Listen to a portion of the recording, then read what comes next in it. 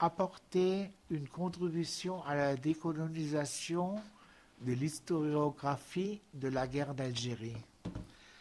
Parce que je pense que vous vous trouvez dans une confrontation trop directe entre les deux partenaires.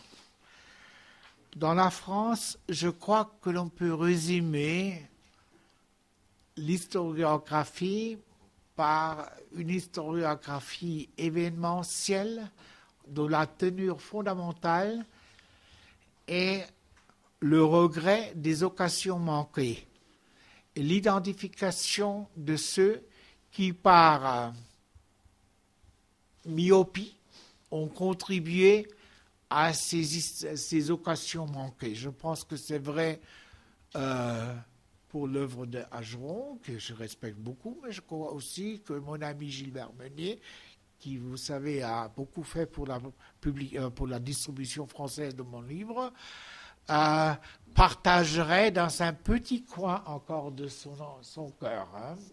On peut être rationnel et savoir que c'est comme ça, mais on peut avoir de regrets. Je comprends pas, parce que les Allemands aussi de tels regrets avec certaines régions du monde, c'est pas grave, mais c'est comme ça. Je crois que le miroir algérien correspond exactement à cela, parce qu'il faut, contre cette demande française, construire une histoire de l'Algérie, une histoire nationale d'une nation qui n'a jamais cessé de résister.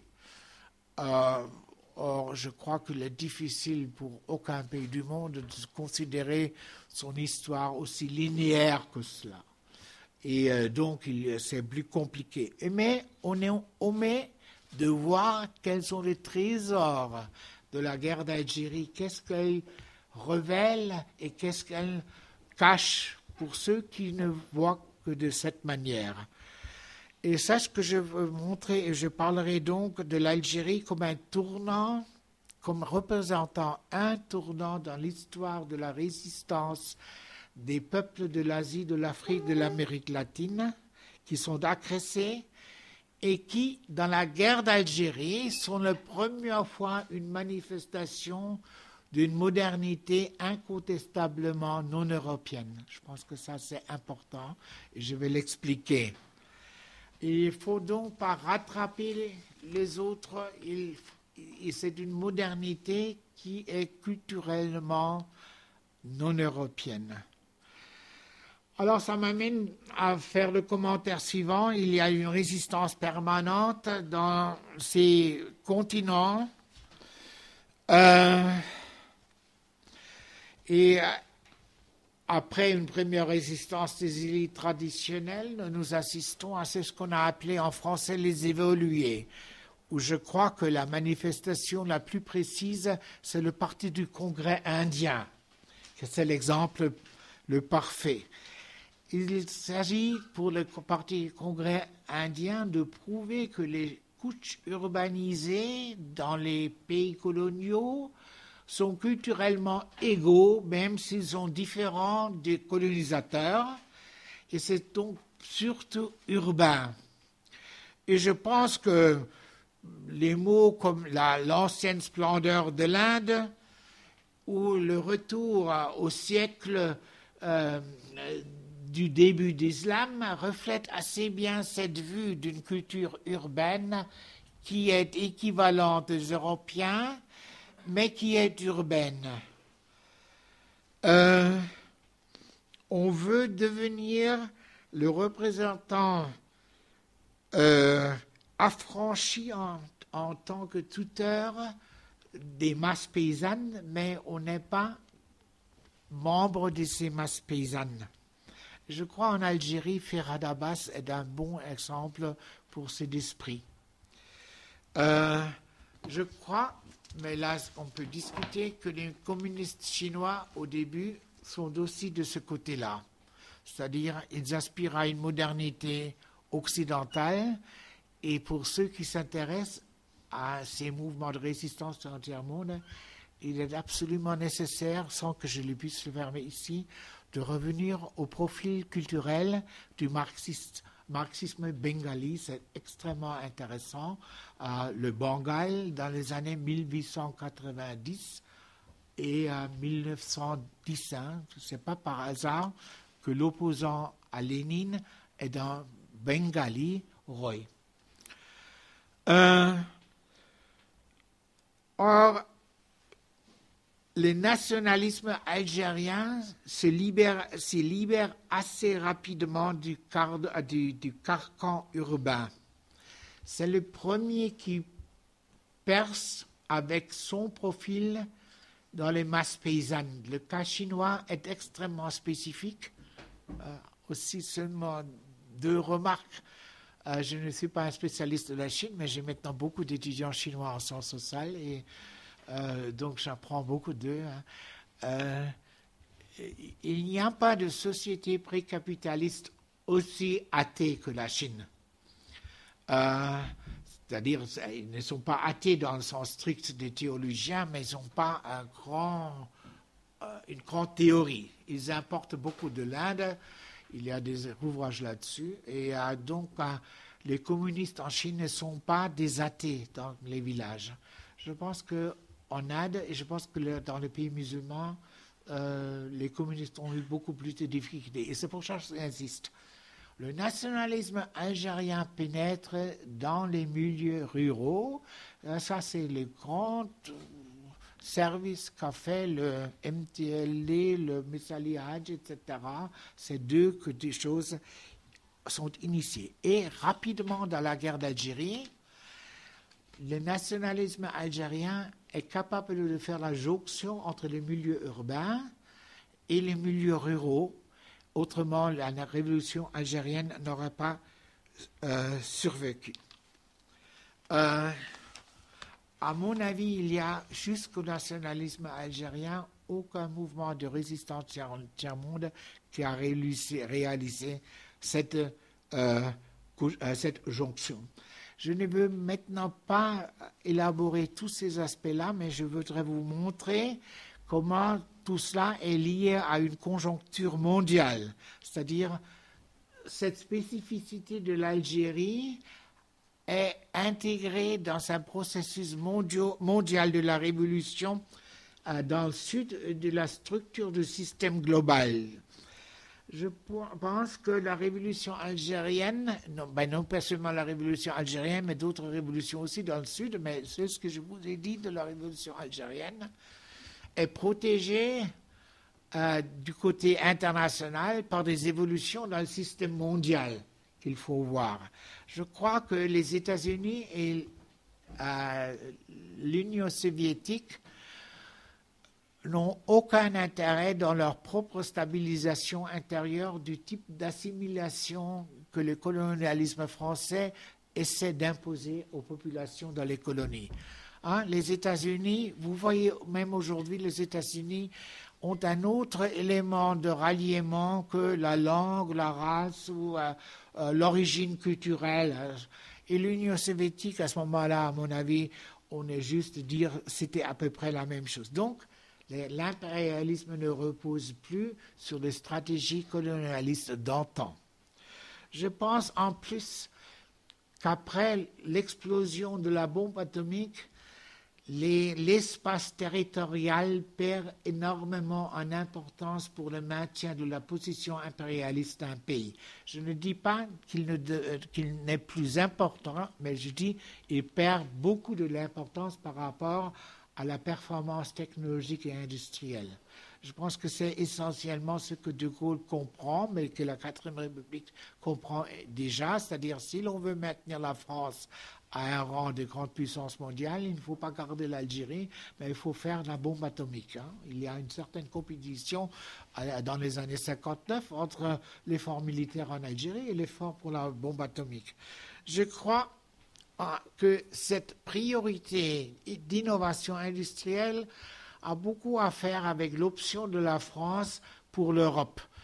c'est-à-dire les Français comprennent que les marchés coloniaux vont maintenir l'industrie française dans une situation arriérée à cause de la structure de la demande de ces territoires et qu'il faut arrimer la France à la construction européenne où il y a des marchés en développement pour des produits modernes qui peuvent éventuellement permettre à la France d'accéder à une modernité technologique du type des États-Unis. Je crois que c'est essentiellement l'objet de la construction européenne. Et si l'on veut faire la construction européenne, il faut s'apercevoir du fait que tous les partenaires dans la construction européenne vont suivre les États-Unis dans le rejet du colonialisme et dans le désir de trouver de nouvelles bases de l'impérialisme. Je ne dis pas que ce sont des décolonisateurs au sens moral, mais ils ne veulent pas d'un ancien système de colonialisme, mais ils veulent des gens qui sont pro-occidentaux et qui deviennent leurs gérants dans les colonies, comme c'est dans beaucoup de pays de l'Afrique noire. Et ça, c'est le véritable issue entre De Gaulle et le FLN à partir du discours sur l'autodétermination. Parce que le discours de l'autodétermination a une seule fonction, c'est de dégager des élites algériennes prêtes à prendre les risques de proposer une politique différenciée de celle du FLN. C'est pour ça que De Gaulle prend tous ces risques et qui finalement, il a perdu cette chose. Mais vous voyez, jusqu'à janvier 61, ça c'est le principe du général De Gaulle, associer le FLN mais nier sa représentativité. Je crois que cette stratégie de modernisation du capitalisme a une relation multiple mais importante avec l'État. C'est-à-dire, ce n'est pas le néolibéralisme que l'on voit aujourd'hui, c'est l'idée d'une responsabilité de l'État dépendant des structures économiques qu'il doit défendre. En France, c'est la promotion de l'innovation technologique, c'est-à-dire l'État prend des risques pour des industries nouvelles. Et ça, dans le monde des colonies, c'est l'acceptation du principe de la responsabilité de l'État pour la planification. Donc, l'État colonisateur ou l'État de dernière phase coloniale est déjà un État planificateur. Vous pouvez voir ça dans les différents programmes français de développement de l'Afrique noire. Vous pouvez voir, là, si vous voulez, un cas extrême, c'est quand l'Inde devient indépendante. La Grande-Bretagne sort, la Banque mondiale entre avec un État planificateur. La Banque mondiale ne dit rien contre l'État planificateur. Elle dit, vous faites la planification mauvaise, par exemple. Mais elle ne dit pas, il ne faut pas planifier. Et si vous voulez des exemples supplémentaires, vous regardez l'Alliance pour le progrès. Je ne dis pas que c'est la stratégie à suivre, je veux seulement sensibiliser les changements dans la structure de l'impérialisme. C'est un impérialisme qui veut certaines réformes, peut-être trop limitées, mais tout de même. Et essentiellement, on comprend que cet État planificateur, cette élite, dans un keynésianisme mal compris, pense que le développement, c'est l'accumulation du capital. Le développement coûte d'abord et rapporte ensuite. À la fin, je vais vous montrer que c'est l'erreur fondamentale dans cette affaire-là. Ce que vous voyez de ce que je vous expose sur la structure du système mondial, c'est que les idéologies que le Front de libération nationale en Algérie peut développer avec son expérience spécifique de les sociétés algériennes sont prescrit en partie par le système mondial, c'est-à-dire ça va être une idée de la nécessité de centraliser des ressources pour la planification et l'industrialisation de l'Algérie qui est vue comme priorité, une modernisation de l'éducation, etc. Là, vous voyez la continuité en ceux qui se pensent en dehors du cadre étroit du colonialisme français. Et donc, il faut la priorité à la construction nationale et la responsabilité de l'État pour l'accumulation du capital, où l'on a la rente pétrolière.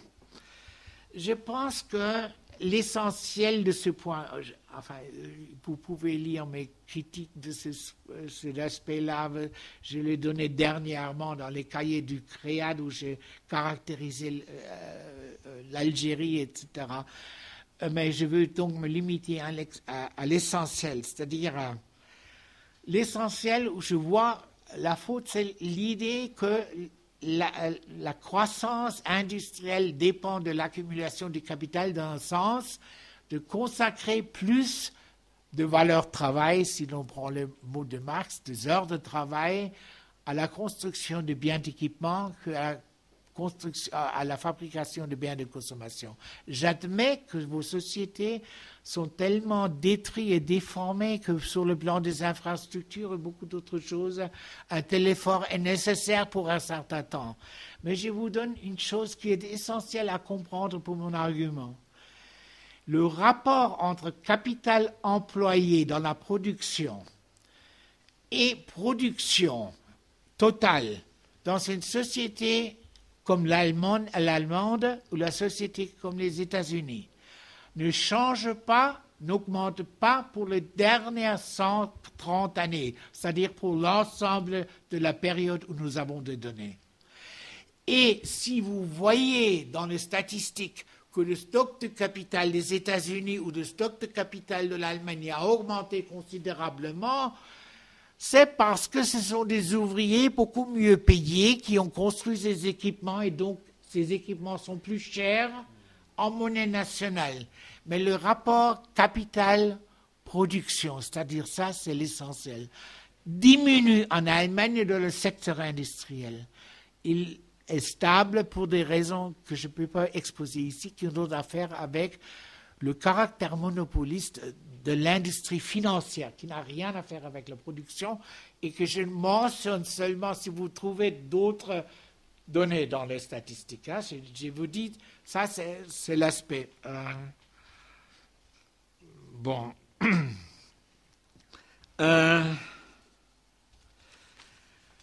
L'erreur ne revient pas uniquement au planificateur algérien. Le planificateur soviétique est fondamentalement convaincu de la nécessité de l'accumulation prioritaire du capital, le fameux la croissance plus que proportionnelle du département 1 dans le discours soviétique. J'ai une certaine fierté pour l'Allemagne de l'Est, ma nouvelle patrie. Hein. Les seuls marxistes qui ont critiqué cela étaient des intellectuels est-allemands, et malheureusement, chacun a publié une seule fois. Voilà. Et je n'ai pas pu les retrouver après. Hein. Bon.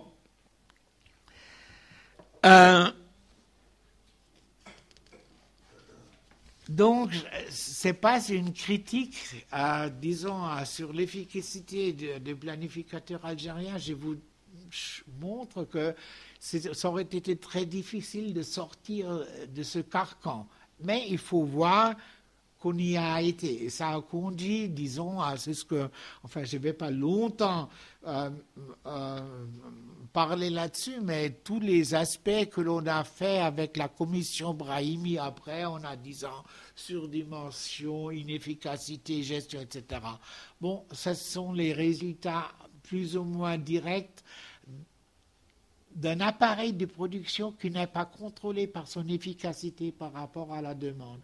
Parce qu'il n'y aurait pas d'inefficacité de gestion si les entreprises devaient faire face à la demande et faire face à la demande par le mécanisme de la compétition, c'est-à-dire s'ils devaient voir est-ce que nous pouvons vendre des choses ou pas. Enfin, le général en Algérie, j'ai fait bien des études là-dessus à ce moment-là. J'étais présent, j'ai travaillé avec le ministère de la Planification. C'était que le cadre algérien d'une entreprise publique va vous dire nous sommes tous moralement OK, ce que je ne conteste pas, mais la situation est tellement difficile que nous ne pouvons pas faire des bénéfices. Et si l'on leur avait dit, mais vous devez faire des produits pour le marché, les gens auraient dit, mais le marché n'existe pas encore, ce qui est vrai, c'est-à-dire vous avez une disconnexion entre la décision de l'investissement et l'évolution des revenus en Algérie. Ceci a entraîné, c'est-à-dire ces inefficacités ont entraîné des changements de structure de la société algérienne. À côté des forces qui ont mené à la libération de l'Algérie, c'est-à-dire les forces culturelles du nationalisme culturel et les forces du nationalisme séculier avec ses différentes branches, qui incluent les milieux paysannes, perdent le contrôle de la révolution parce que la révolution, dans sa dimension économique, n'est plus exposée à un contrôle de la société parce que les structures économiques l'interdisent. Mais il y a un nouveau contrôleur, et ce sont tous les classes moyennes dont les qualifications sont telles qu'il les faut pour rendre efficace cet appareil de production. C'est-à-dire, si l'on veut s'attaquer à l'efficacité de cet appareil de production, il faut augmenter la qualification des classes moyennes que l'on emploie dans cet appareil de production. Et on donne automatiquement un veto à ces classes avec des conséquences sur le revenu, etc. Il y a donc, à cause de la structure de l'industrialisation que je vous ai décrite, l'exclusion des masses et l'inclusion avec un droit de veto des classes moyennes. C'est tout à fait le contraire du capitalisme. Le capitalisme fonctionne par une aisance dans le recrutement de classes moyennes et une rareté des classes pauvres parce qu'il y a des niveaux élevés de l'emploi. Il y a à ce moment-là, la crise est résolue dans les années 80. Fin 80, début 90, la crise est résolue par un délestage de la planification, par un accroissement du marché qui automatiquement donne plus de parole aux classes moyennes parce que ceux-ci ont le pouvoir d'achat qui se manifeste sur le marché et une industrialisation qui ne crée pas beaucoup d'emplois parce que les classes moyennes consomment des produits que, à des niveaux du taux de change algérien, des classes pauvres en Algérie ne peuvent pas produire comme salariés.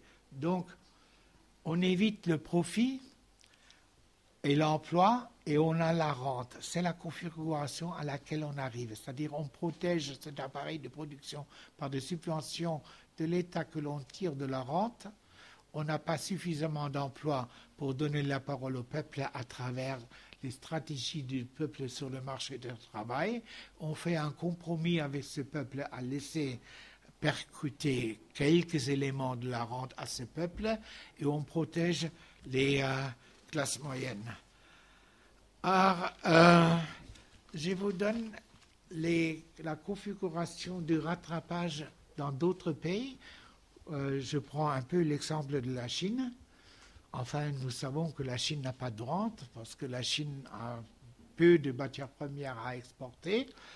La Chine a eu une centralisation des surplus économiques dans la période maoïste. Ça a donné à peu près les mêmes configurations que l'on a eues en Algérie.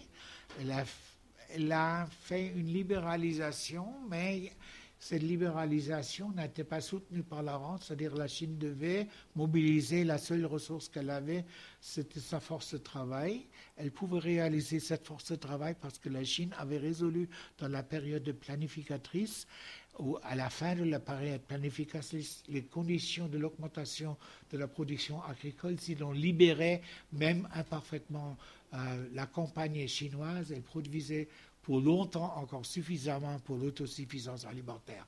Ceci a permis de faire une chose, c'est-à-dire on a dévalué la monnaie chinoise à des niveaux extrêmement faibles, de sorte à devenir compétitif sur le marché mondial. Le pouvoir d'achat en Chine dans les produits des pauvres était un multiple du pouvoir d'achat converti sur le marché mondial. On fait des études là-dessus. Les Chinois consommaient 6 fois autant à partir de la production qu'elle aurait pu acheter sur le marché mondial en produits alimentaires, logements, etc.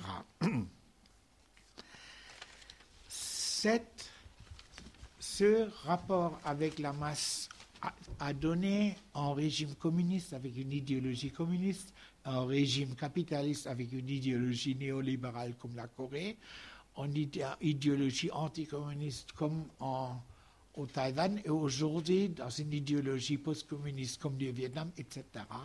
Ça donne toujours la même chose. Si vous avez un emploi élevé, vous avez une classe pauvre qui rouspète, que vous devez respecter, et où le compromis est l'expansion de leurs revenus, ce qui constitue le marché pour les industries à faible teneur technologique initiale qui vous permet de croître. C'est ce qui se passe en Chine.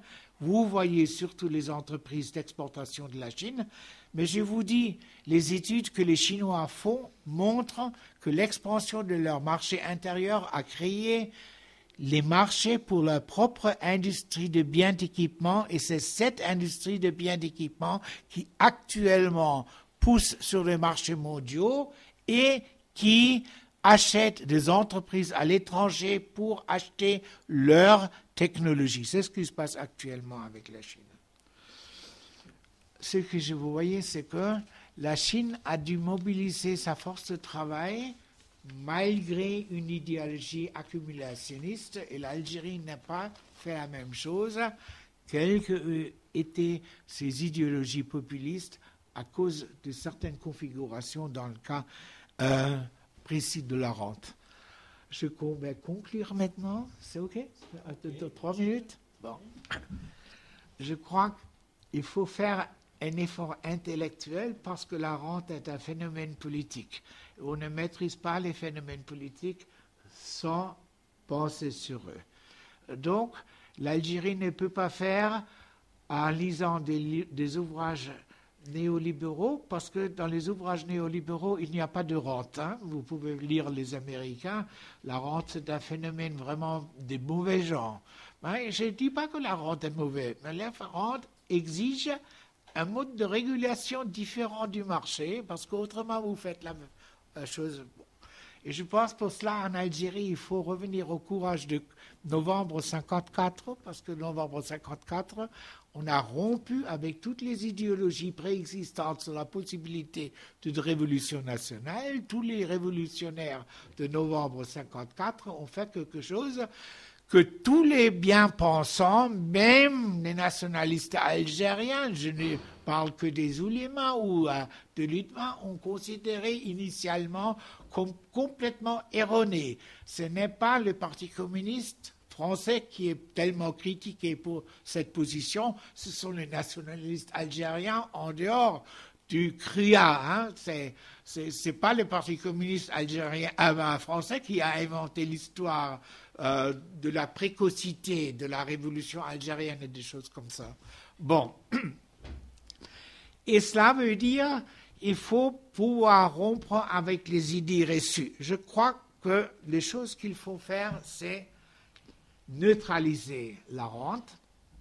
Vous distribuez la rente, tout le monde dans les rues d'Alger sait comment on distribue la rente. Si vous demandez à un pauvre à Alger, comment est-ce que vous survivez, pourquoi on me dit qu'il n'y a pas de travailleurs, celui-ci vous dira, on se débrouille. Alors, si vous êtes en sciences sociales, vous demandez qu'est-ce que ça veut dire débrouiller.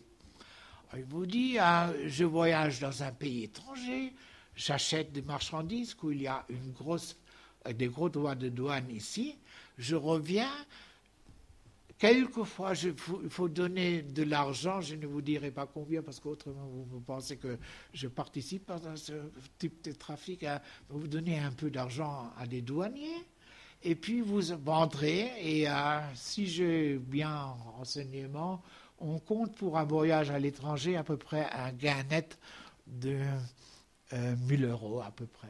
C'est ce que m'on dit.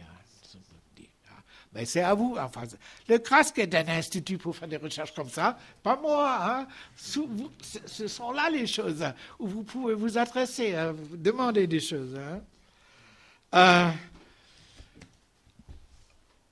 Un de mes interlocuteurs, je lui ai posé la question, qu'est-ce qui arriverait si le dinar algérien dévaluait à un niveau tel que celui qui doit payer tout l'argent détourné que vous aurez le paiera tout simplement pour le produit parce que le produit est maintenant plus cher et on laisse le marché complètement ouvert.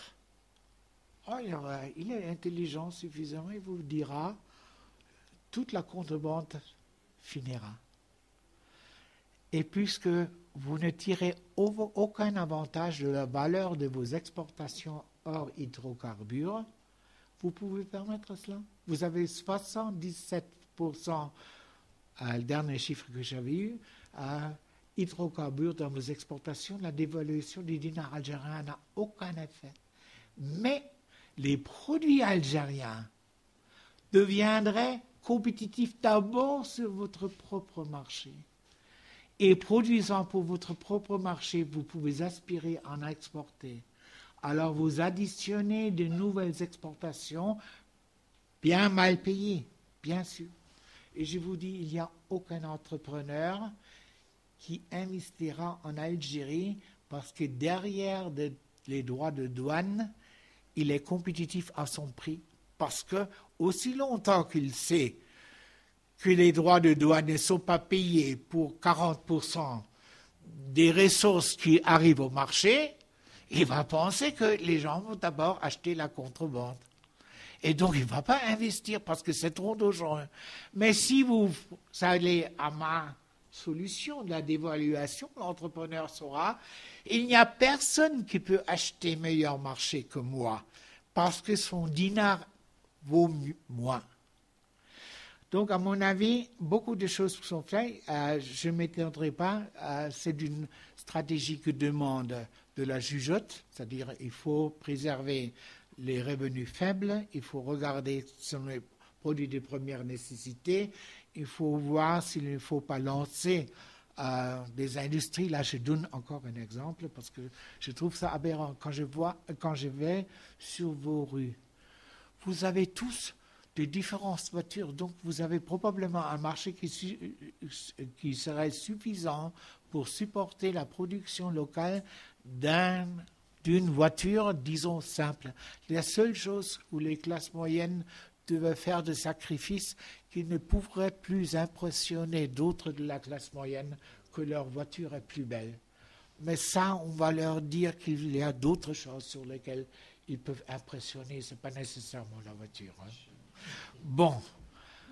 Alors, vous pourriez marier cette telle stratégie en lançant une production locale de biens, de voitures. Et si les Français vous disent on ne veut pas le faire, vous allez demander cela aux Chinois. Ils vont être heureux de faire une association avec vous et parce qu'en plus, ils penseront on va exporter cette voiture en commun vers le marché européen.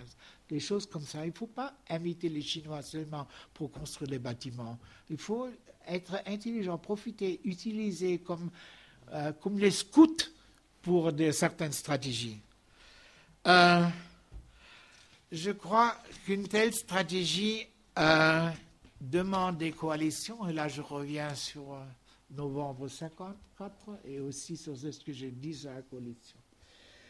L'évolution que l'Algérie a connue après l'indépendance a fait que les révolutionnaires laïcs, c'est-à-dire, disons, orientation FLN, etc., ont perdu beaucoup de leur prestige dans la jeunesse, c'est-à-dire le capital révolutionnaire qu'ils ont gagné à travers la révolution algérienne a été dilapidé dans un certain temps. Les jeunes gens se sont orientés en partie vers le nationalisme culturel. Je ne veux pas... Enfin, le fait que vous pouvez voir qu'une de mes conférences est sur la toile du MSP vous montre que je n'ai pas de problème à siéger avec les islamistes. Et vous pouvez voir dans cette toile aussi que dans cette conférence, je leur dis, nous avons peur de vous et vous avez peur de nous. C'est le début des pourparlers. Hein. Il faut parler avec les gens qui ont du poids et non pas avec les gens que l'on aime. Hein, on se marie avec les gens que l'on aime, mais on n'a pas de conflits avec les gens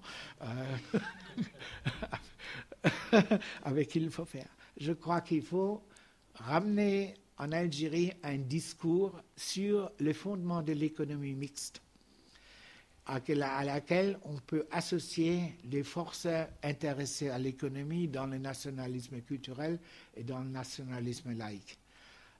Je considère un peu, mais vous avez pu voir tous en acte et dans les cahiers des créates que j'ai intervenu plusieurs fois dans ces choses-là, et comme j'ai dit aussi au niveau des partis politiques. Je crois qu'une de mes choses est que le modèle d'accumulation, le modèle de capitalisme que je propose montre bien qu'il n'y a pas cette exclusivité entre le socialisme et le capitalisme, mais que les deux sont très proches d'eux et que donc on peut avoir un discours rationnel entre les différentes forces sur comment gérer le capitalisme ou gérer l'économie mixte algérienne et non pas d'une manière exclusive. Je termine ici parce que ce serait là encore de nouveau une jonction entre les forces qui étaient présents en novembre 1954.